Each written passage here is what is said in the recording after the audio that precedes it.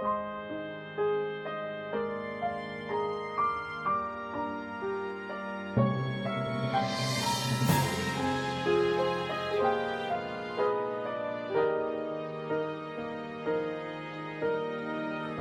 dati ko pong religion ay Christian. Bata pa po ako nung maanib po sa dati kong reliyon taong pong 1994 na pinangunahan po ng kapatid na Oscar Angeles. Nagsimula po ako bilang gitarista ng aming simbahan. At naalala ko po nung panahong iyon ay lagi na ikwento po nung aming tagapanguna na marami silang naitayong mga relihiyon. Katulad po nung Temple of God, Jesus Christ the Master, at marami siyang pastor na nakasama, pero napansin niya po na marami pong mali sa mga sa reliyong iyon. At nakikita niya po sa mga pastor na kasama niya na puro pera po. Puro pera. Ayun po ang naging kalakaran po talaga. Lalo tigit yung mga reliyong nasa paligid po natin ngayon, sa panahon po natin ngayon eh. Relihiyon mo. Ayun po, dumating yung time na napakinggan niya yung kapatid na Eli sa pangangaral.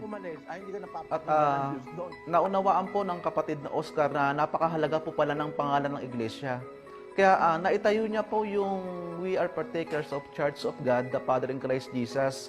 At doon po sa kanyang pangangaral ay naituro niya po yung mga naipapangaral ni Brad Eli na napakinggan niya.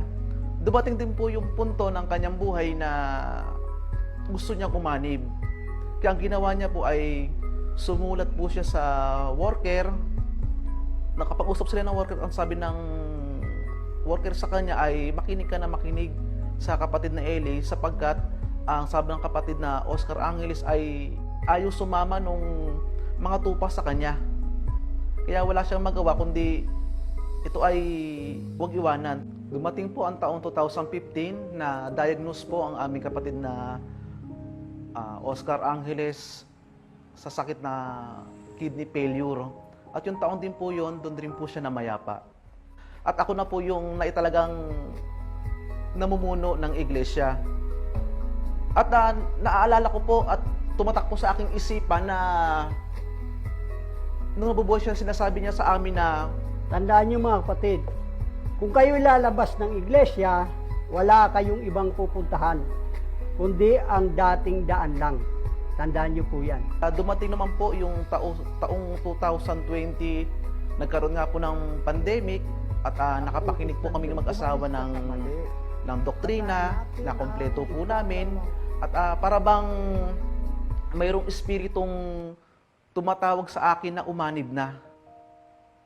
Kaya po ang ginawa ko po ay kinausap po yung buong iglesia. Mga kapatid, bakit hindi tayo umanib sa dating daan? Sapagkat doon naman galing ang ating aral, ayun ang orihinal ng pinanggalingan.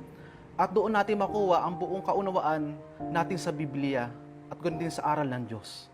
After po nung masabi ko sa kanila na kami ay aanib na, awa tulong po ng Panginoon, nagtuloy-tuloy po yung aming pagdodoktrina. Ang mga kapatid man po ay sumama at nabautismuhan po kami ng August 7, 2020. At salamat po sa Diyos, sa tulong at awa ng Panginoon ay naanib po kaming lahat. Kaming buong iglesia, kasama po ng aking pamilya. Ngayon po, ito po aming pinagsasambahan ay iba na po ang signage. Ang dating daan, lokal na ng gitnang bayan San Mateo, Rizal. Hindi man po nangyari na natupad sa panahon ng aming kapatid na Oscar Angeles ang umanib. Nangyari man po ito sa panahon ng ako po yung humahawak. Salamat po sa Diyos sa pangangaral po ng kapatid na Eli at ng kapatid na Daniel, sa pangunguna po ng aming dating leader hanggang po sa mga membro. At malaki po ang natutunan po namin at naunawaan po namin sa kanilang tinuro para kami maani. Salamat po sa Diyos. Ako po si Alcar John Bacoto at ito po ang istorya ng aking pananampalataya. Salamat po sa Diyos.